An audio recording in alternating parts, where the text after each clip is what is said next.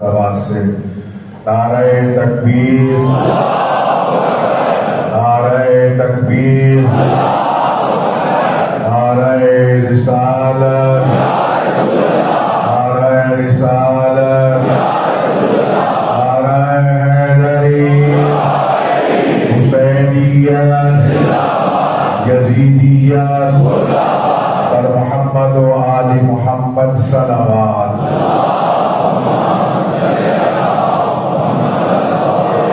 سب سے پہلے تو رب کائنات کے انگنت احسانات پر اس کا انگنت شکر بجا لاتے ہیں کہ جس غفور الرحیم نے ہمیں ماہ رمضان کی مقدس ساعتیں نصیب فرمائیں، جس نے ہم پر یہ احسان عظیم فرمایا کہ ہم نے ماہ سیام کے دنوں میں روزے رکھے اور اس کی راتوں میں اس کی عبادت کی، جس نے ہمیں شمع قدر نصیب فرمائی، جس نے ہماری نیند کو عبادت قرار دیا، جس نے ہماری سانسوں کو اپنی تسبیح قرار دیا، جس نے ایک آیت کو ختم قرآن کے برابر شمار فرمایا، اتنا انعامات اور برکتوں والا، رحمتوں والا اور جہنم سے نجات کا پروانہ حاصل کرنے والا مہینہ ماہ رمضان المبارک آج ہم سے جدا ہو چکا ہے۔ ہم یقیناً اس کی انگنت نعمتوں پر اس کا شکر بجا لانا تو بہت دور کی بات ہے۔ خود کریم یہ ارشاد فرماتا ہے کہ اگر تم میری نعمتوں کو گننا چاہو لا تحصوها، تم ان کو شمار تک نہیں کر سکتے۔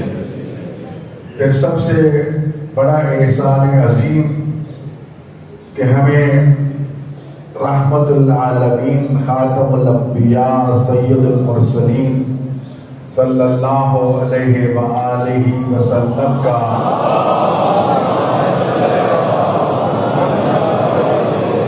امتی ہونے کا شرف عطا فرمایا اور ہمارے دلوں کو نور ولایت ائمہ معصومین سے منور فرما کر عام حالات میں ایک نیکی کو 10 برابر اور رمضان میں ایک نیکی کو 30 برابر شمار کر کے سابقہ امتیں جنہیں کئی 100 سال کی عمریں عطا کی،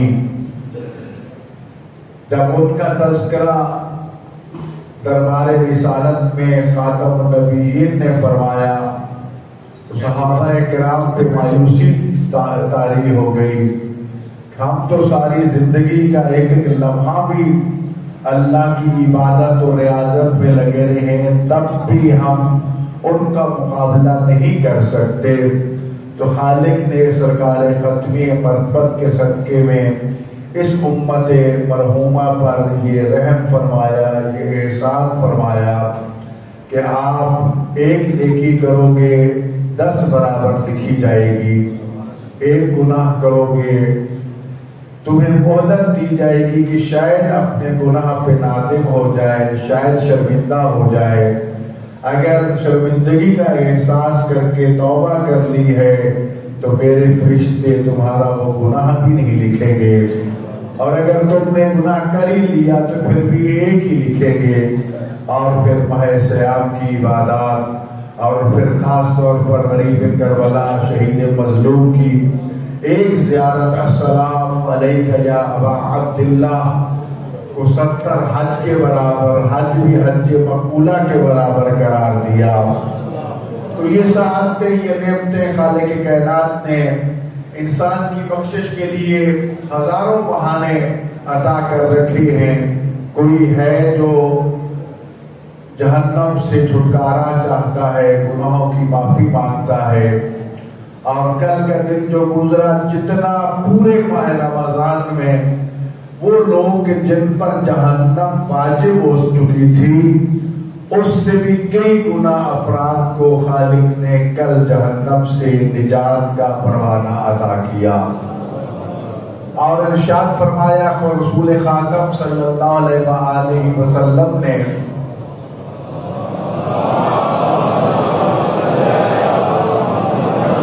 کہ جس کسی کو ماہ رمضان کی مقدس ساعتیں نصیب ہو جائیں، ماہ رمضان گزر جائے لیکن پھر بھی اس کے نامہ اعمال میں گناہ باقی رہیں تو اس سے بڑھ کر کوئی اور کیا بدبخت ہوگا۔ جو رات گزری ہے یہ لیلۃ الجائزہ یعنی انعامات تقسیم ہونے کی رات تھی۔ اب تو عید کی خوشیوں میں اور حوالے سے مصروف رہے، لیکن جو صاحبان تقویٰ ہیں وہ یہ شب بھی عبادت گزاری میں گزار چکے ہیں، اور آج کا دن بھی جسے خداوند متعال نے محمد و آل محمد علیہ الصلوۃ والسلام کے لیے یوم عید قرار دیا ہے۔ آج کے دن روزہ رکھنا حرام ہے اور ہمیں خوشی منانا ہے۔ عید کے معنی ہے لوٹ کے آنا، پلٹ کے آنا۔ اس کے معنی یہ بھی ہے کہ انسان خدا کی طرف لوٹ کے آتا ہے، جس سے معاد بھی لیا گیا ہے روز قیامت، یعنی خدا کی طرف لوٹ کے جانا۔ تو یقیناً آج کا دن انتہائی مبارک ہے، اور میں اپنی طرف سے سب سے پہلے تو سرکار حجت ابن الحسن عسکری امام زمان علیہ السلام کی خدمت میں مبارکباد پیش کرتا ہوں، کیونکہ خالق کائنات نے آج کے دن کو محمد و آل محمد علیہ الصلوۃ والسلام کے لیے یوم العید قرار دیا ہے۔ یہاں ایک بات عرض کرنا چاہتا ہوں، یاد رکھیے اس اصول اور کلیہ کو کہ دین اور شریعت اللہ تعالیٰ کے احکام اور محمد و آل محمد کے افعال اقوال ان کے سامنے کوئی عمل بجا لائے اسے تقریر معصوم کہتے ہیں، اور وہ منع نہ فرمائے اس کو شریعت کہتے ہیں۔ اپنی خواہش کو ان کے احکام اور فرامین پر کبھی بھی مقدم نہ کرنا۔ اپنی خواہش ٹھیک ہے، نیت کتنی ہی نیک کیوں نہ ہو، لیکن کچھ چیزیں مداخلت فی الدین کے زمرے میں آتی ہیں کہ خالق کی طرف سے اسے عبادت قرار نہیں دیا گیا، یا دیا گیا ہے تو اس عبادت کا جز قرار نہیں دیا گیا، اور ہم اس کا جز قرار دیں تو یہ اللہ کی نافرمانی اور آل محمد کے احکام کی نافرمانی شمار ہوگی۔ جنہوں نے ہمیں نماز کی معافی کا حکم دے دیا، خواتین کو ہر مہینے نمازوں کی معافی ہے چند دنوں کے لیے،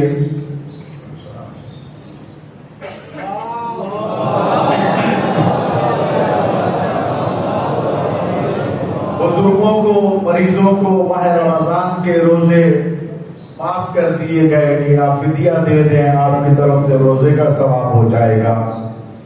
جو حالت صحت میں عبادت بجا لاتے تھے، لوگوں کے کام کرتے تھے، بھاگ دوڑ تھی، خدمت خلق تھی، اب بوڑھے ہو چکے ہیں، اب اعضاء ہمارے ساتھ نہیں دیتے، نہ اس طرح عبادت ہو سکتی ہے، نہ خدمت خلق ہو سکتی ہے، بستر بیماری میں انسان پڑا ہے، دل تو تڑپتا ہے، نمازیں بھی پڑھے، دعائیں بھی پڑھے، تو فرشتے جو مسلسل اس کے اعمال لکھا کرتے تھے خالق سے پوچھتے ہیں پروردگار اب یہ وہ اعمال انجام دینے کے قابل نہیں رہا تو اب کیا کیا جائے؟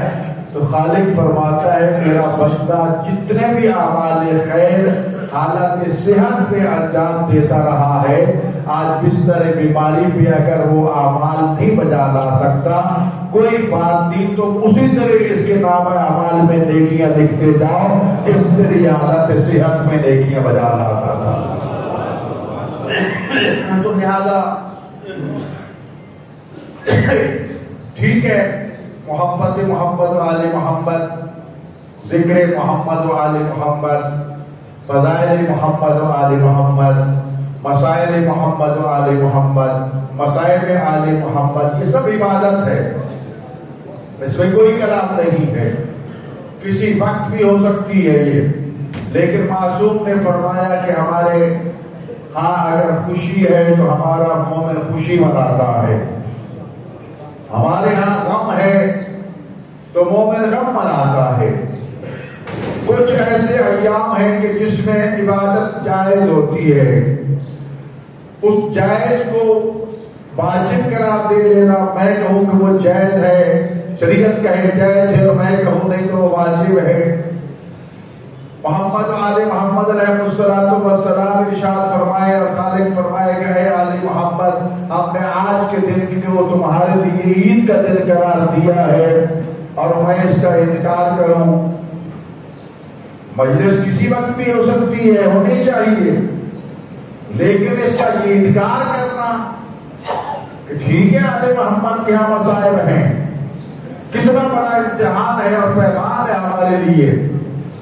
سفر مظفر کا پورا مہینہ مومن کے لیے یوم ایام غم ہے، لیکن 7 سفر کو امام موسیٰ کاظم علیہ السلام کا یوم ولادت آ جاتا ہے۔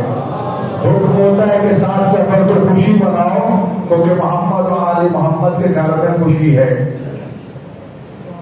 اب آپ ضد کر کے بیٹھ جائیں کہ سفر ہے مہینہ اس لیے ہم غم بھی منائیں گے، وہ میری مرضی ہے، آل محمد کی مرضی۔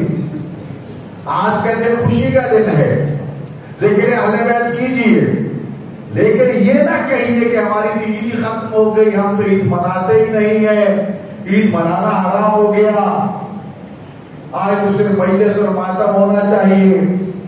نہیں، صرف مجلس و ماتم نہیں ہونا چاہیے، مجلس و ماتم ہونا چاہیے، لیکن اگر نہیں ہوتا تو کوئی فرق نہیں، لیکن آج فطرہ دینا واجب ہے۔ رات جب چاند شروع ہوا فطرہ واجب ہو گیا، زکات واجبہ ہے، گھر کے کفیل پر گھر کے تمام افراد کی طرف سے 3 کلو کے برابر جنس جو بھی کثرت سے استعمال کرتے ہو، جو بھی اس کا آپ کے ہاں مرمجہ ریٹ ہے، اصل جنس دینا چاہتے ہو تو وہ بھی دے سکتے ہو، اس کی مرمجہ قیمت دے سکتے ہو تو وہ بھی دے سکتے ہو۔ یہ جو آپ کو ہم کبھی متوجہ کرتے ہیں کہ 400 روپیہ دیں یا 500 دیں یا 1000 دیں، یہ ایک متوسط قیمت لگا کے تخمینہ لگا کے صرف آپ کو متوجہ کیا جاتا ہے۔ اگر آپ اس سے بڑھیا غذا کھاتے ہو قیمتی ہے تو وہ ادا کیجیے، اگر اس سے سستی کھاتے ہیں تو سستا ادا کیجیے۔ یہ پیار پہ آخر نہیں ہے کہ جناب کسی نے 300 کہہ دیا، کسی نے 400 کہہ دیا، کسی نے 500 کہہ دیا، تو جہاں جہاں جو ریٹ، جس قسم کا آٹا، جس قسم کی جنس آپ استعمال کرتے ہیں، جو اس کی قیمت ہے اس حساب سے اس کا فطرہ ادا کیجیے۔ اور یہ فطرہ جب شوال کا چاند نظر آیا تو واجب ہو چکا تھا، حکم یہی تھا کہ عید سے پہلے ادا کرو، عید سے پہلے ادا نہیں کر سکے تو زوال سے پہلے اسے ہر صورت میں ادا کرنا ہے۔ اور صرف آپ کو کئی مرتبہ بیان کیا، سب سے پہلے اپنے رشتہ داروں میں مستحقین مومنین کو دیکھو، مومن ہونا بھی شرط ہے اس کے لیے، کیونکہ یہ فریضہ واجب ہے،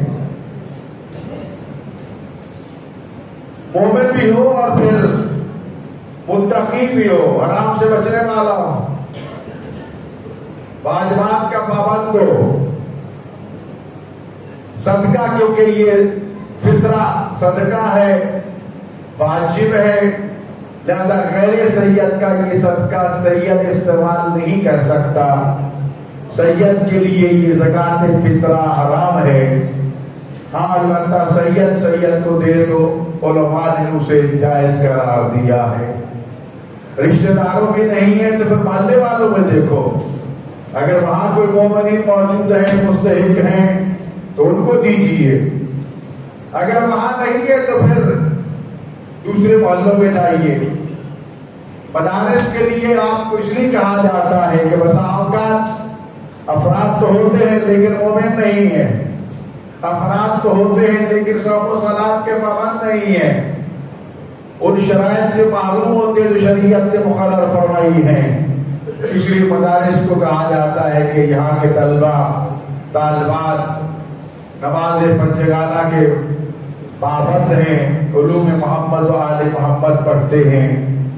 اور یہاں بھی میں کل بھی یہی وضاحت کر رہا تھا اپنے ساتھیوں سے، اس بات کا خاص خیال رکھنا ہے، ایک تو سید و غیر سید کو کہ فطرہ کو مکس نہیں کرنا، اور دوسرا یہ ہے کہ یہ صرف طلبہ کا جو نان و نفقہ ہے، جو ان کی ضروریات غذائی ہیں اس پہ خرچ ہوگا، یا ان کی ذاتی کوئی چیزیں لینے دینے والی ہیں، اس کو ہم باقی امور پہ خرچ نہیں کر سکتے کہ مسجد بنانا شروع کر دیں، اس سے تعمیرات شروع کر دیں، اس سے کوئی اور نہیں، کیونکہ یہ انسانی ضرورت کے تحت دیا جاتا ہے۔ تو ان شرائط کا خیال رکھنا بہت ضروری ہوتا ہے۔ آپ اپنا یہ قرض ادارے کے حوالے کو بطور وکیل آپ سے آپ کی نعمت پہ وصول کرتا ہے، آپ بری و ذمہ ہو کے چلے جاتے ہیں، آپ بندہ ان کے گلے میں ہے کس امانت کو کس طرح اور کہاں ہم نے استعمال کرنا ہے۔ تو لہذا یہ واجب ہے۔ کئی مرتبہ یہ مسئلہ پوچھا گیا، ماہ رمضان میں کسی مستحق نے پیسے مانگ لیے، چیزیں مانگ لی، کیونکہ فطرہ اس وقت واجب نہیں تھا، آپ نے اس کو بطور قرض دے دیا، ویسے دے دیا۔ آج اگر اسے فطرہ میں تبدیل کرنا چاہتے ہو تو نیت کر دو کہ جو میں نے پیسہ فلاں چیز فلاں مستحق کو بطور قرض دیا تھا، اس کو میں آج فطرہ کی صورت میں حساب کر رہا ہوں، تو آپ کا فطرہ شمار ہو جائے گا۔ لہذا اس ذمہ داری کو ہر صورت میں ادا کرنا ہے، یہاں تک کہ اگر آج رات کوئی بچہ پیدا ہوا ہے تو اس کا فطرہ بھی ہے۔ آپ کے گھر پہ کوئی مہمان تھا، اس کا فطرہ دینا بھی واجب ہے۔ بس اوقات یہ ہوتا ہے کہ ہم نے کل روزہ افطار کروایا ہے تو سارے مسجد کے نمازیوں کا فطرہ ہم پہ پڑ جائے گا، نہیں۔ جب آپ راہ خدا میں چیز پہنچاتے ہیں، مختلف جگہوں میں پہنچاتے ہیں، اس کو مہمان نہیں کہتے۔ مہمان کو جو آپ کے گھر میں رات ٹھہرے، آپ کے ہاں ٹھہرے، اس کا فطرہ اگر وہ اپنا ادا کر دیتا تو پھر آپ سے ساکت ہو جاتا ہے، یہ ادا کرتا آپ ادا کر دیتے تو اس پہ ساکت ہو جاتا ہے۔ تو ان چیزوں کا خیال رکھنا بہت ضروری ہے۔ حدیث میں کہا گیا کہ گندم سے دو، جو کا دو، کشمش ہے، کھجور ہے، اس سے اجناس جو ہیں یہ فطرہ دیا جانا واجب ہے۔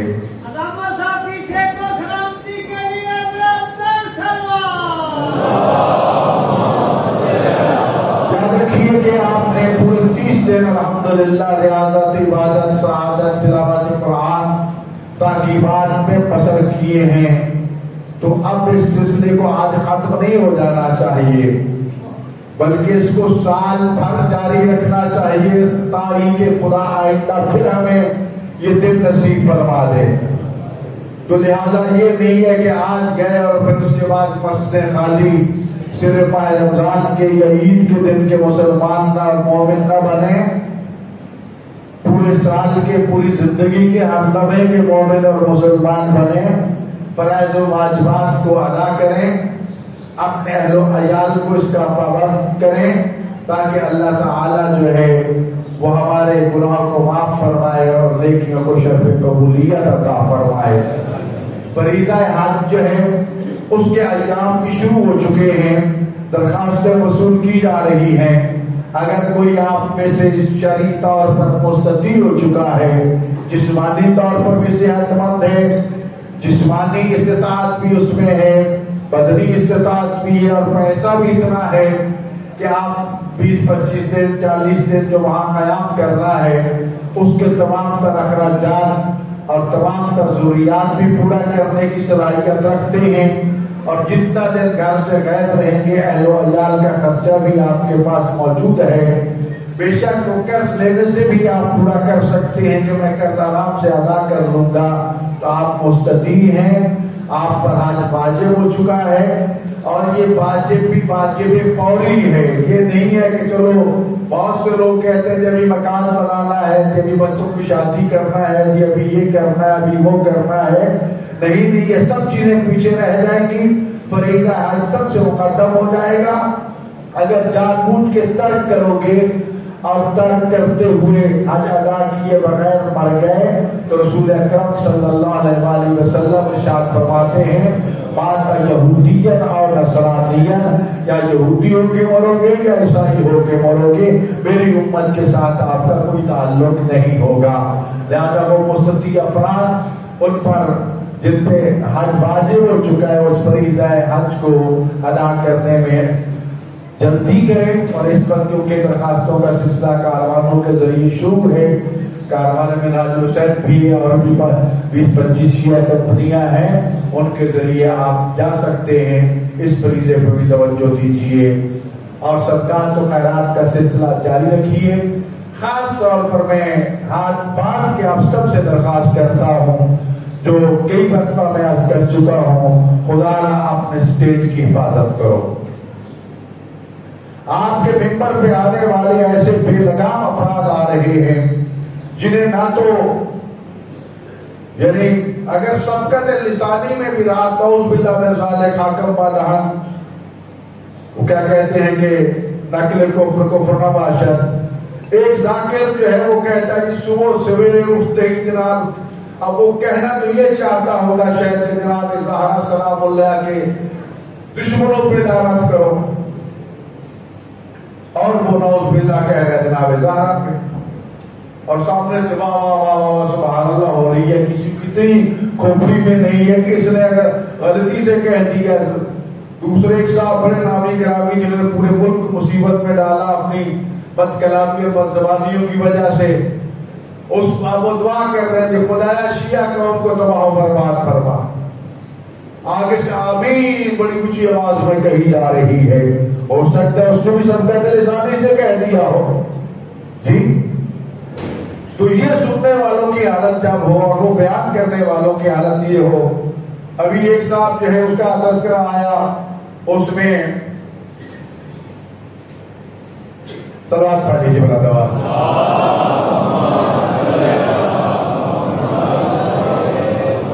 تمام مومنین سے گزارش ہے کہ تھوڑی تھوڑی صفوں کو تنگ کر لیں، قریب ہو جائیں تاکہ باہر کھڑے لوگ جو ہم کو بھی جگہ مل جائے. تھوڑی سی جگہ پیدا کریں، ایک ایک قدم اگلی صف میں آ جائیں اور ساتھ ساتھ ایک ایک دو بندوں کو جہاں جگہ بنتی ہے وہ جگہ بنا دیں. کیونکہ بعد موسم بھی خراب ہے، شاید باہر امکان نہ ہو تو چھت پہ یا یہی 2 جگہوں پہ ہی مومنین نے، تو لہٰذا اپنے اندر آگے آگے ہوتے خالی ہو رہی جگہ داخل ہوتے جائیں. صلوات پڑھ لیجیے. سب مل کے امام زمان علیہ السلام نے سلام پڑھی اور اٹھ کے آگے آگے ہو جائیے تاکہ جہاں جگہ ہے سو جگہ بنا دو. برخصوصی محمد و آل بیت محمد صلوات. اور آگے آ جائیں، حضرات پیچھے بیٹھے وہ بھی جگہ بنا لیں، اگر حال میں بھی آ جائیں جگہ بن جائے گی. آ جائیں شاباش. پر محمد و آل محمد صلوات.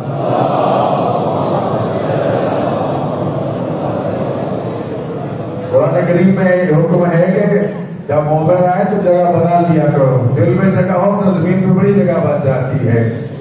تو لہٰذا کیونکہ بارش ہو رہی ہے باہر، بارش کی وجہ سے جو باہر سڑک پہ یہ صحن میں انتظام کیا تھا وہ قابل استعمال نہیں ہے کیونکہ بارش ہو رہی ہے. تو لہٰذا آگے آگے جگہ بنائیں تاکہ آسانی ہو سکے. بار محمد علیہ محمد صلوات. مہاراج کی چند گزارشات میں نے آپ سے کہنا تھی. نماز عید جو ہے یہ بھی عرض کرتا چلوں کہ جہاں تک رویت ہلال کا تعلق ہے، چاند کا تعلق ہے، ماہ رمضان کا جب چاند ہوا تھا اس وقت بھی میں نے پہلے جمعے میں یہ عرض کیا تھا کہ وہ جو شریعت نے قواعد و ضوابط مقرر فرمائے ہیں شیعہ حوالے سے، الحمدللہ ان کی پوری پاسداری کی گئی، ان گواہیوں کو چھان بین کی گئی، ان افراد تک رسائی حاصل کی گئی. اور دوبارہ بھی شب قدر سے پہلے بہت سے لوگوں نے میری طرف رجوع کیا، تو میں نے اس وقت تک اور بھی کئی مزید گواہیاں مل چکی تھی، تو اپنا اعلامیہ جاری کیا تھا، جس میں گلگت بلتستان میں، رحیم خان میں، بہاولپور میں اور کتنے مقامات تھے کہ جہاں چاند دیکھا گیا تھا۔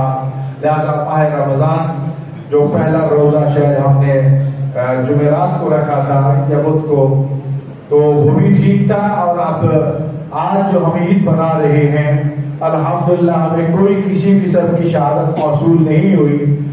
ایک ٹنڈو جام سے مجھے ایک صاحب جو ہے وہ فون کرتے ہیں، جی مولانا ہوں، مدرسے کا انچارج ہوں، یہ میرا نام ہے جی فلاں بندے نے چاند دیکھا ہے اور اس کے ساتھ 4 عورتوں نے بھی چاند دیکھا ہے، یہ ان کا نمبر ہے جی، رابطہ کر لیں۔ تو سب سے پہلے تو مولانا صاحب سے میں نے سوال کیا کہ اگر آپ مولانا ہیں، نجفی ہیں، تو آپ کے مدرسے کا نام کیا ہے؟ میں آپ سے اگر پوچھوں ڈاکٹر صاحب کہ آپ کہاں بیٹھے ہیں، اور کیا کہیں گے؟ مناظر حسین، سوچا تو نہیں نا آپ نے جی؟ تو وہ کبھی مدرسہ امام نقی کہیں، کبھی تقی کہیں، کبھی مدرسہ جواد کہیں، تو یہیں سے پتہ چل جاتا ہے، کیونکہ شرعی طور پر تبادل، یعنی میں نے لفظ بولا، سوال کیا، آپ نے فوراً مناظر حسین کہہ دیا، تو اس کا مطلب جواب صحیح ہے۔ سوچ میں پڑ گئے ہو جی، اور وہ بھی صحیح نہیں بتا رہے، اس کا مطلب یہ ہے کہ جانتے نہیں ہو، اس میں کہیں نہ کہیں گڑبڑ ہے۔ تو وہ مولانا اگر پرنسپل ہیں اس کے، تو پھر انہیں اپنے مدرسے کا نام آنا چاہیے، وہ نہیں آیا۔ پھر فرماتے ہیں کہ میں نے چاند نہیں دیکھا، فلاں نے دیکھا، یہ اس کا نمبر ہے۔ جب اس سے رابطہ کیا، اس نے کہا بھائی میں نے تو چاند کو نہیں دیکھا، صاف اس نے انکار کر دیا۔ وہ جی 5 خواتین ہیں، وہ کہہ رہی ہیں ہم نے دیکھا ہے، اس نے 4 خواتین کہیں، یہ 5 کہہ رہا، یہ بیان میں ٹکرا رہا ہے جی۔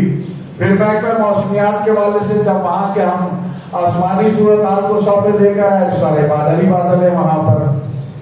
اب اس قسم کی گواہیاں تو اس قابل نہیں ہے نا کہ جس کو بنیاد بنا کے کہے کہ چاند نظر آ گیا ہے۔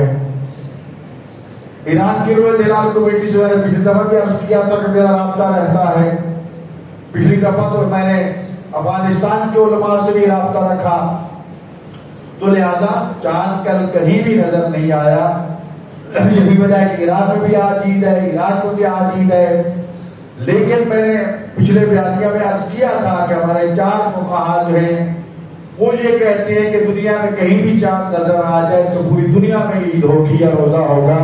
لہذا ان کے مقلدین کے لیے کل 12:01 بجے چاند ثابت ہوا ہے، جا کر کہیں سے گواہیاں ملی ہیں، تو ان کی طرف سے کوئی حکم جاری ہوا ہے تو الگ موضوع ہے، وغیرہ باقی فقہا کے نزدیک آج جو ہے وہ 1 شوال ہے، اور آج عید کا دن ہے، جسے عید محمد و آل محمد علیہ السلام قرار دیا گیا ہے۔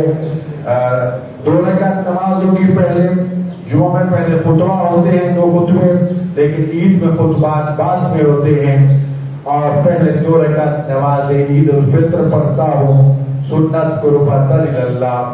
اصل کیونکہ یہ نماز واجب ہے، امام زمان علیہ السلام کے زمانہ میں جب وہ موجود ہوں تو واجب ہوتی ہے اور واجب عینی ہوتی ہے، لیکن زمانہ غیبت میں ومن کا سب حضور کہا گیا نا کہ ہمارے زمانہ غیبت میں ہمارے فقہاء علماء کی طرف رجوع کیجیے، ان کا حکم ہمارا حکم ہے، ان کی اطاعت ہماری اطاعت ہے، ان کی نافرمانی ہماری نافرمانی ہے۔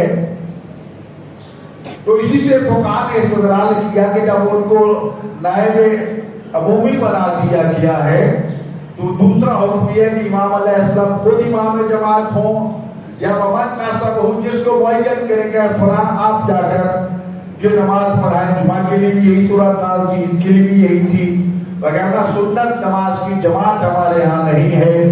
اگر عیدین کی جماعت ہوتی ہے تو اس لیے ہوتی ہے کہ اصل یہ واجب ہے، زمانہ غیبت امام زمان علیہ السلام میں یہ سنت کے طور پر ادا کی جاتی ہے، اور اس کے آداب یہی ہیں کہ امام رضا علیہ السلام سے آپ نے کئی مرتبہ سنے ہوں گے، جس راستے سے آ رہے ہو واپسی پہ دوسرا راستہ اختیار کرو. ہم نئے جوتے ڈھونڈتے امام ننگے پہنچ جا رہے تھے. تو یہ صورت حال ہے. اس عید پہ کچھ کھا پی کے آؤ اور دوسری عید پہ ہے کہ قربانی کے جانور کا گوشت کھا کے پاکا افطار کرو. بہرحال صلاۃ تکبیر کا بلند کرنا دونوں عیدوں میں تاکیداً سنت مؤکدہ ہے. ابھی انشاءاللہ خطبہ میں بھی خطبہ کے بعد بھی یہ تکبیرات بلند ہوگی. 2 رکعت ہے. پہلی میں 5 دفعہ دعائے قنوت ہوگی اور دوسری میں 4 مرتبہ دعائے قنوت ہوگی. تشہد و سلام ہوگا, تسبیح زہرا سلام اللہ علیہ ہوگی اور اس کے بعد 2 خطبے ادا کیے جائیں گے. خطبوں کے بعد حسب سابق تمام حاضرین کے مضمومین کے لیے مجلس ادا ہوگی, جس سے علامہ عمران عباس قمی صاحب جو علامہ محمد عباس قمی صاحب کے فرزند ارجمند ہیں, آپ نے والد مرحوم کے جگہ پہ مجلس ادا سے خطاب فرمائیں گے. تمام حاضرین کے مرحوم کے لیے یا جن کا کوئی فاتح پڑھنے والا نہیں ہے تشریف رکھیے گا, یہ پرسہ بھی دے کر جائے. اللہ تعالیٰ آپ اس کی ہم سب کی عبادات کو قبول فرمائے اور ہمیں پھر ماہ صیام کی عبادات کو حاصل کرنے کی توفیق نصیب ہو.